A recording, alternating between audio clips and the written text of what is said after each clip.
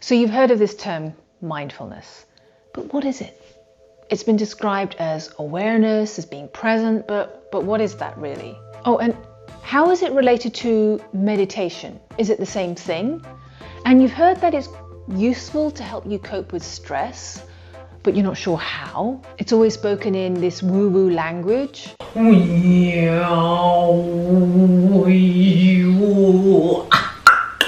So keep watching.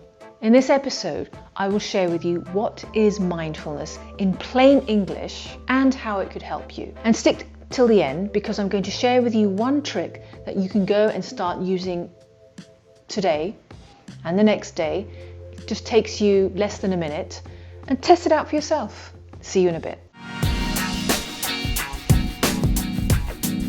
So welcome back to another episode of Coffee and Wisdom. I'm Annie Skizelbash. So today you're going to learn what is mindfulness in plain English, how it could help you, and also stick till the end. I'm going to share with you one way to apply it in your life so you can test it out for yourself. Now, what is this thing called mindfulness? Imagine for a moment you are sitting on a roller coaster ride. You're strapped in, charging along this roller coaster, and it's the biggest roller coaster in the whole world. And you hate roller coasters. You have no idea where it's going, no idea when it's going to stop. And you feel awful. Now imagine you had the option to step off that roller coaster whenever you want. And instead of being caught up on the ride, you're standing on the side and you're watching it. Now, the roller coaster carriage is a metaphor for your thoughts. See, most of the time we're getting carried away on this roller coaster of our thoughts, taking us up and down. We have no idea when it's going to stop. And most of the time we're completely unaware of it. Mindfulness is the ability to step off that roller coaster and watch your thoughts instead of getting caught up in your thoughts. Now imagine you're standing next to the roller coaster and you're in this fairground and you see the merry-go-round. You look at that and think, ooh, that looks nice. I want to go and play on that. So you go and you sit on the merry-go-round and you sit and you play and you're loving it. There's that whack-a-mole game. You know, the one where you get this little mallet and you whack this. You go over there and you start playing with that. And you're there and you're playing and you're just knocking these moles before they even show up. So these other rides, the merry-go-round, the whack-a-mole, and if you want to go and play on the dodgems, go and play on there. These are also metaphors for your thoughts, where you have the option to say, right, I want to go there, or I'd rather go there and I'd rather focus on that. Now you might be thinking, you can't get off your thoughts, they're in your head all the time. Okay, try this for yourself. Close your eyes and watch the next thought that pops in your head. What was it? That simple exercise there, watching your thought, you create a separation from your thoughts. So instead of getting caught up in it like the roller coaster, you've momentarily been the observer. You watch them instead.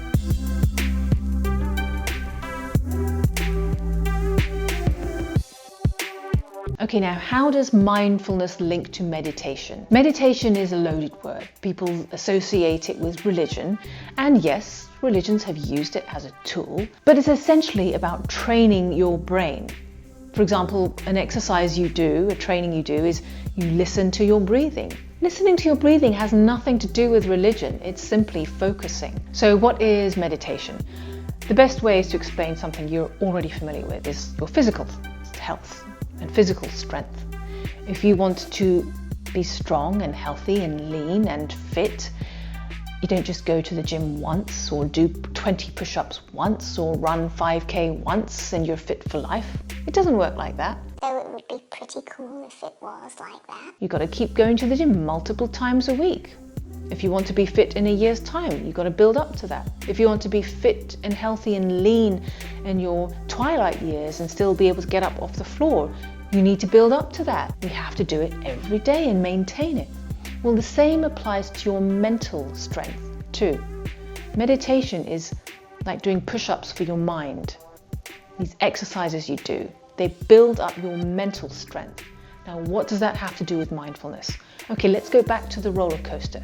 Imagine you're on that roller coaster. It's going 100 miles an hour. You know what it's like when your mind takes you away on this journey of negative thinking, worrying about the future, regrets about the past, comparison, all sorts of things that our mind takes us on this massive roller coaster journey. You need to be strong to first notice, I'm on this roller coaster, and then you need to be strong to get off the roller coaster. That requires mental strength. And you also need mental strength to stay on the side and continue watching, because we get sucked in there. And also, if you decide, I want to go and play on that whack-a-mole game, that requires mental strength to go up to the whack-a-mole game and to play and to continue playing for 1 hour. So that's how mindfulness and meditation are linked.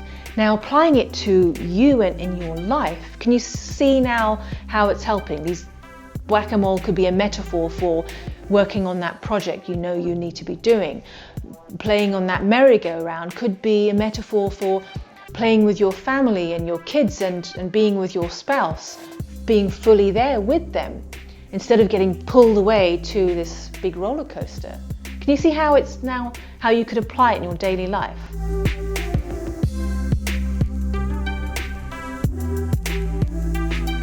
So now you know what mindfulness is in plain English and how it could help you. Here is a tip on how you can apply it today. Test it out for yourself, okay? After you stop watching this video, I want you to do this again. Sit there for 30 seconds and wait and watch the next thought that pops in your head. Just watch it, okay? And then as soon as you recognize what that thought is, simply write it down. That's all. It just helps you get in the practice of watching.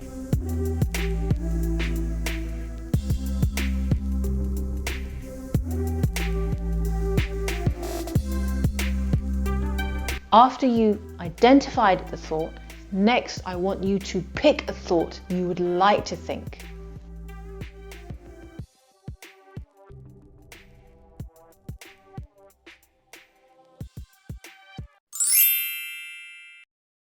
So that's a tip on how you can use it straight away after watching this video. I also recommend doing it first thing in the morning. As soon as you wake up, do this exact same exercise. First, watch, and second, pick. Not your nose. You could if you want. Pick a thought you want to think.